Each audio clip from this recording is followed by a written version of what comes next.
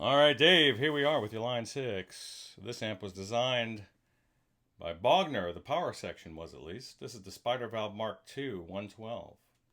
It's a pretty cool amp. It's got 4 presets you could load in there. Actually, more than that, but there's from the front panel, there's 4 channels that you can access manually, and then obviously much more if you have a MIDI foot switch.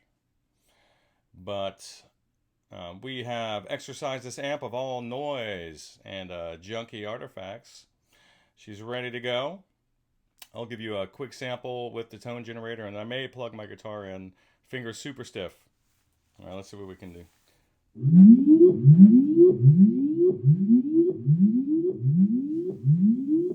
This is the pot that was giving you the most noise.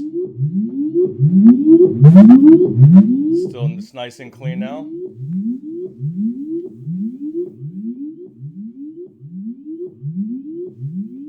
I'll get the tone generator out of the equation, actually, the signal generator. So just listen. That's an open jack, so you're going to get some background noise, but listen. There's no more noise there.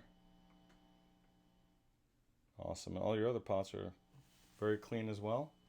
Drive, your bass, mid, treble, channel volume, reverb, it's all good to go.